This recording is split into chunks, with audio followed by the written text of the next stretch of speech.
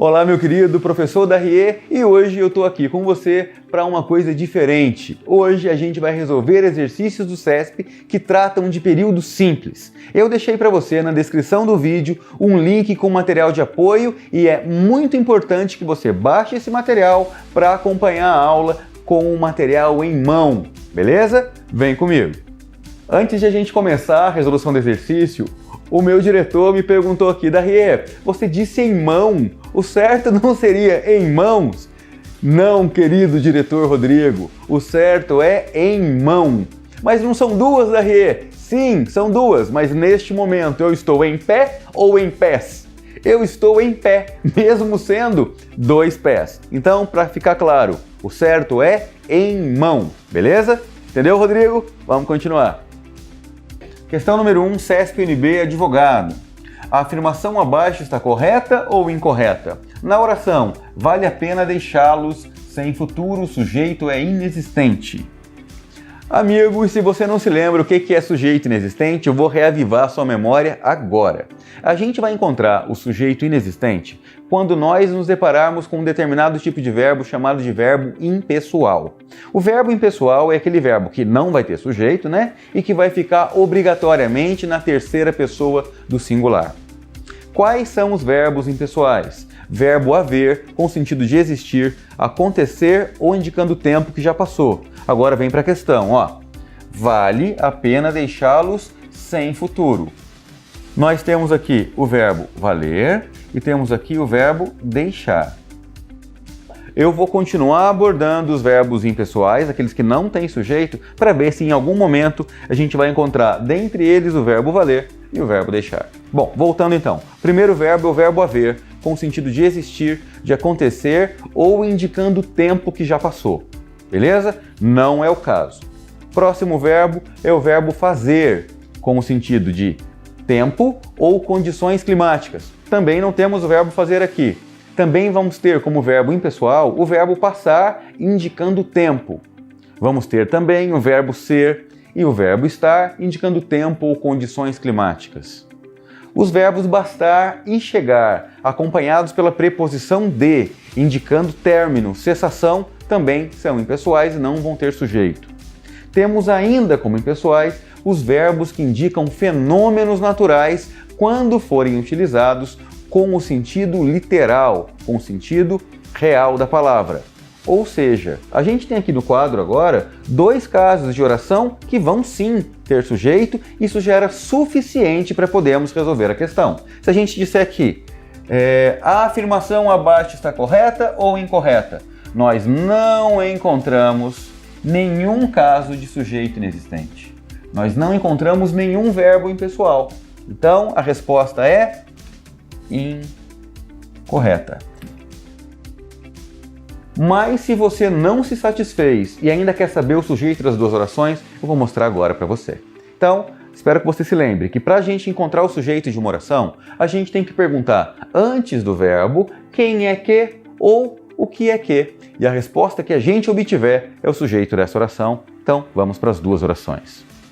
Vale a pena deixá-lo sem futuro? Primeira coisa, sublinha verbo, verbo valer e verbo deixar, lembrando que cada verbo indica a existência de uma oração. Então aqui nós temos agora duas orações. Oração número 1, vale a pena. Oração número 2, deixá-los sem futuro. Então vamos encontrar agora o sujeito da primeira oração. Para fazer isso, você já sabe, eu pergunto, o que é que vale a pena? Resposta, deixá-los sem futuro é a resposta que eu obtive da pergunta que eu fiz para o verbo valer. Então nós temos aqui a segunda oração atuando como sujeito oracional da primeira oração. Agora a gente vai abordar o verbo deixar. Deixá-lo sem futuro vale a pena. Eu falei quem é que vai deixar alguém sem futuro? Não? Não falei, né? O deixá-los, eu não sei se você vai se recordar disso, mas nós temos aqui um caso de verbo no infinitivo impessoal. E infinitivo impessoal nos remete a sujeito indeterminado. Beleza? Então fechou. Sujeito da segunda oração, sujeito indeterminado. O sujeito da primeira oração é toda a segunda oração. Beleza? Terminamos agora a nossa correção do primeiro exercício. Espero que você tenha entendido. Se não entendeu, deixa aqui um comentário que eu faço questão de responder para você. Vamos agora para a próxima questão. Questão número 2. Vamos lá. CESP, cargos de nível superior de 2011. As orações: são tantos os espaços para a dita participação popular e não há espaços de visibilidade claros. São exemplos de oração sem sujeito. Nós acabamos de ver na questão anterior quais são os verbos impessoais, quais são aqueles verbos que não vão ter sujeito.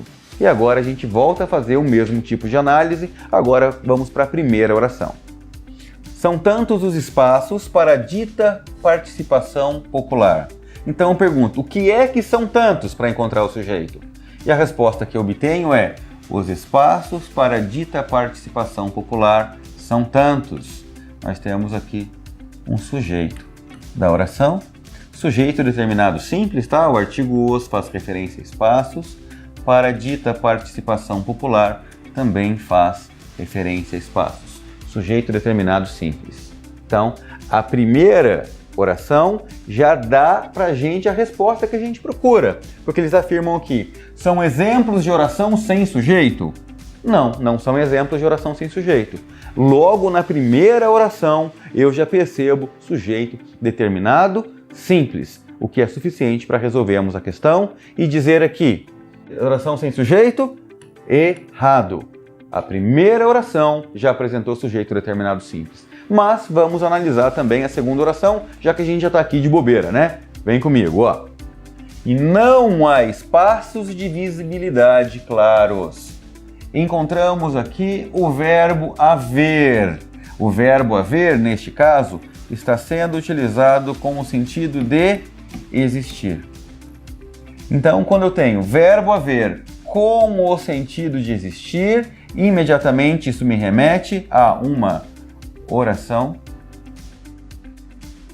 sem sujeito. Ou seja, a segunda oração que nos deram para ser analisada, ela de fato não tem sujeito. Ao passo que a primeira oração tem sujeito determinado simples, já resolvemos a questão, é isso e vamos para a próxima. Questão número 3. O emprego da partícula C em se estabeleceram. No entanto, foi somente no século XVII que os bancos se estabeleceram. Para encontrar o sujeito, eu te pergunto, quem é que se estabeleceu? Qual a resposta que eu obtenho? Os bancos. Se os bancos foi a resposta que eu encontrei para a pergunta, os bancos vai ser o sujeito da oração. Ou seja, o sujeito ele não é indeterminado. Portanto, a resposta aqui está errada. Eu espero que você tenha percebido que até agora nós resolvemos 3 questões do CESP usando somente um macete, que é o macete para encontrar sujeito. Lembra? Perguntar quem é que ou o que é que antes do verbo. Ou seja, um macete básico é muito útil na hora de nós resolvermos questões de bancas que são conhecidas por serem bancas exigentes. Questão 4 do CESP para escriturário de 2011. A expressão moedas mexicanas e peruanas. Vamos ver a expressão. Ó. No extremo norte, por exemplo, continuavam sendo usadas no comércio moedas mexicanas e peruanas. Exerce na oração em que ocorre função sintática de sujeito. Então eles querem saber da gente se a expressão moedas mexicanas e peruanas atuam como sujeito da oração. O método, repito, é o mesmo. Vamos reorganizar a frase? Porque é muito comum que eles peguem a oração que deveria supostamente estar na ordem direta. Ordem direta, não sei se você se lembra, mas é sujeito, verbo, complemento e por último vem a adjunta adverbial, caso haja adjunta adverbial. É comum que em questões eles embaralhem todas essas expressões, todos esses termos e exijam de nós que a gente consiga colocá-los em ordem, começando pelo sujeito. E como é que a gente encontra o sujeito? Perguntando quem é que ou o que é que antes do verbo. Beleza? Vem comigo, ó. No extremo norte, por exemplo, continuavam sendo usadas no comércio moedas mexicanas e peruanas. O que é que continuava sendo usado no extremo norte? Resposta: moedas mexicanas e peruanas. Porque se a gente colocar em ordem, na ordem direta fica assim, ó. Moedas mexicanas e peruanas continuavam sendo usadas no comércio no extremo norte, por exemplo. Então, o que continuava sendo usadas? Moedas mexicanas e peruanas. Encontramos, enfim, uma afirmação correta na nossa quarta questão. Beleza? Próxima questão. Considerando-se apenas o trecho viver em ambientes sem gravidade, faz coisas curiosas com o corpo. Não se pode determinar do ponto de vista sintático o sujeito da forma verbal faz. Queridos, os caras querem saber o sujeito do verbo fazer. Método tradicional, a gente pergunta quem é que ou o que é que antes do verbo fazer. Vamos lá? Viver em ambientes sem gravidade faz coisas curiosas com o corpo. O que é que faz coisas curiosas com o corpo? Lembra que esse é um macete para encontrar sujeito, né? A gente pergunta antes do verbo quem é que ou o que é que. Então, vamos lá. O que é que faz coisas curiosas com o corpo? Resposta: viver em ambientes sem gravidade é o sujeito do verbo fazer. Ou seja, toda a primeira oração atua como sujeito da segunda oração. Nós temos, portanto, o chamado sujeito oracional. Ou seja, eles querem saber se o sujeito era... Cadê? Se não se pode determinar o sujeito. Mas a gente determinou o sujeito, a gente encontrou o sujeito, portanto, a afirmativa está errada. Olha que coisa mais feia aqui. Pronto. Afirmativa errada. Próxima questão. Quando o carteiro chegou e o meu nome gritou. Os sujeitos gramaticais, o carteiro e o meu nome, estão antepostos aos seus respectivos predicados verbais. Bom, os caras começaram fazendo algumas afirmações. A primeira afirmação foi que tanto a expressão o carteiro quanto a expressão meu nome são sujeitos. Vamos verificar? Quando o carteiro chegou e o meu nome gritou. Primeira coisa que a gente vai fazer é sublinhar verbo. Verbo chegar, verbo gritar, porque cada verbo indica a existência de uma oração. Então aqui nós temos duas orações. Vamos encontrar o sujeito da primeira. Quem é que chegou? Resposta: o carteiro, sujeito. Então a primeira afirmação em relação ao carteiro ser sujeito é verdadeira. Vamos ver agora se o meu nome também é sujeito. E o meu nome gritou. Para eu encontrar o sujeito do verbo gritar, eu pergunto, quem é que gritou o meu nome? E a resposta foi o carteiro. Ou seja, o sujeito do verbo gritar é um sujeito oculto, o carteiro. E quem grita, grita alguma coisa. Temos aqui um verbo transitivo direto e a expressão meu nome é objeto direto do verbo gritar e não sujeito sintático como se afirma no enunciado. Ou seja, já sabemos que a afirmação está errada. Próxima questão. Questão número 7. Temos agora um pequeno texto. Ó. No Palácio da Cachoeira, com pena bem aparada, começa Joaquim Silvério a redigir sua carta. Se os versos do fragmento fossem reescritos na ordem sujeito, verbo, complemento verbal, adjunto adverbial, a versão correta seria... Bom, primeira coisa que eu vou te dizer é o seguinte, essa sequência de termos, sujeito, verbo, complemento e adjunto adverbial, essa é a chamada ordem direta, tá bom? Então vamos verificar se o trecho está nessa ordem. No Palácio da Cachoeira. Essa expressão, no Palácio da Cachoeira, ela indicou para a gente o lugar em que ocorre a ação verbal. Ou seja, nós temos aqui um adjunto adverbial de lugar. Desculpem a letra feia, tá? Quem é que começa a redigir a carta? Joaquim Silvério, que vai atuar como sujeito. Ou seja, aqui a gente já sabe que a resposta vai ser errada, porque a gente não começou com sujeito, a gente começou com adjunto adverbial de lugar. Mas prosseguindo, começa a redigir, é uma locução verbal. Temos o verbo principal, o verbo redigir. E quem redige nesse contexto, redige alguma coisa. Verbo transitivo direto. O que é que ele redige? Sua carta. Objeto direto. Com a pena bem aparada. É o instrumento que ele utiliza para realizar a ação verbal. Nós temos aqui um adjunto adverbial de instrumento. Ou seja, o que disse que a questão está errada para a gente, a afirmação está errada, foi só ter começado com adjunto adverbial de lugar. Ok? Próxima questão.